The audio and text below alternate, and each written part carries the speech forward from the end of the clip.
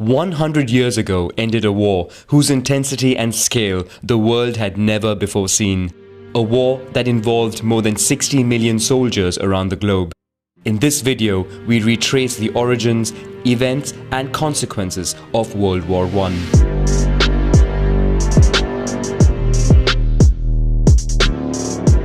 To understand the origins of World War I, we start in 1871 at the end of the Franco-German War between the French Empire and the Confederation of North Germany, allied with the German states of the south. After 6 months of fighting, France is defeated and the victors unite to form the German Empire. Alsace and Moselle are annexed to the new empire, frustrating the French side. In the following years, Germany would greatly advance its industry and economy.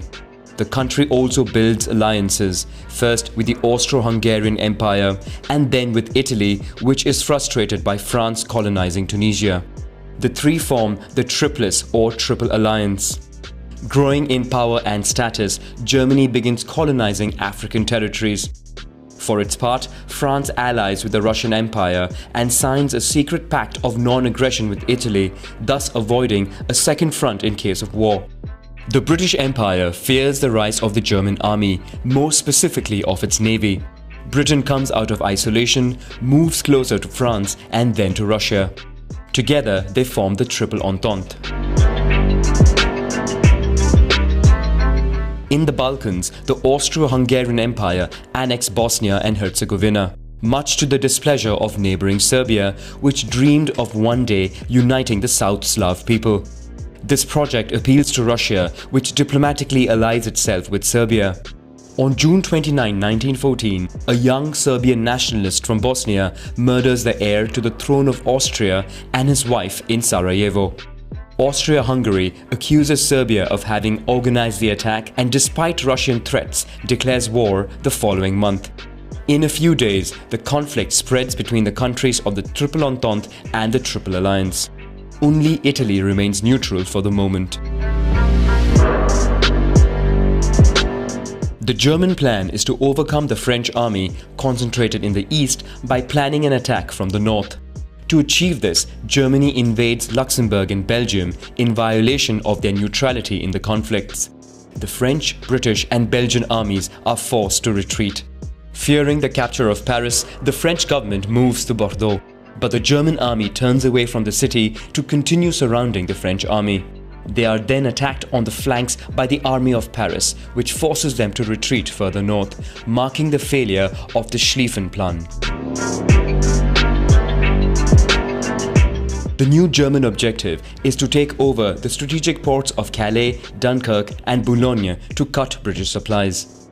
The inferior Belgian army cannot resist the German advance. In the plain of Yser, the choice is then made to open lock gates to flood the polders. With the German army stopped in their tracks, the front line is etched out with the construction of 700 kilometers of trenches, stretching from the North Sea to Switzerland. With the war front lines stabilized in the west, Germany sent its troops to the east to fight against a Russian offensive, which puts pressure on Austria-Hungary. After some hesitation, the Ottoman Empire decides to support Germany in the war. This creates several new fronts, one in the Caucasus, another in the Sinai against the British Protectorate in Egypt with the goal of controlling the Suez Canal, and finally a third front in the British Protectorate of Kuwait over the issue of oil resources. To weaken the Ottoman Empire, Britain supports an Arab rebellion by promising them independence in liberated lands. Finally, Italy declares war on Austria-Hungary with the hope of gaining new territory. In Asia, Japan went to war against Germany and seized its colonies in the Pacific and China. In Africa, German colonies are stormed by French, British and Belgian forces. Many people from colonized territories are enlisted in European armies. France mobilizes nearly 800,000 people, a large proportion of whom are sent to Europe. The British Empire, for its part, enlists 2.7 million men from its dominions and colonies. More than half come from British India. In the Balkans, Bulgaria goes back to war alongside the Central Empires. The country has a great territorial appetite and wants to expand in all directions. Serbia is attacked on two fronts and is quickly invaded. In the West, Germany continues with military innovations. It becomes the first to organize aerial bombardments carried out by Zeppelin airships. London and Paris are regularly attacked. The Air Force is initially used for tracking and reconnaissance, but planes are quickly fitted out with machine guns, resulting in the first aerial battles. In another first, Germany launches submarine wars in British territorial waters, sinking ships it encounters. Finally, in the trenches, both sides use toxic gases that cause many casualties. Despite some attempts to find breakthroughs, the front lines of war remain fixed, at great human cost. In the trenches, soldiers who survive the fighting are forced to live in harsh conditions. Mud, vermin, rats, and the smell of decaying corpses put their nerves to the test. In the spring, the French side begins mutinies that would be suppressed. Germany also tires of the stalemate. The country is now focused on war on the economic front and sends its submarines to the Atlantic to sink all kinds of ships, even commercial ones, heading to the United Kingdom. Exhausted by war, Russia suffers more than 1.7 million military casualties. Morale is at its lowest point on the front lines and among the public. Then takes place a short revolution that brings down the regime of the Tsars. At the same time, the United States of America finds itself becoming a victim of the commercial blockade in the Atlantic. They decide to go to war alongside the Allies. In Russia, a second revolution allows the Bolsheviks to come to power, who immediately sign a ceasefire with the Central Empires. With the Russian front under control, Germany concentrates its troops on the west. The country succeeds in a breakthrough in the trenches and approaches Paris, which it bombards. But the German army moves too fast to the south. The French army counterattacks and disintegrates German defenses.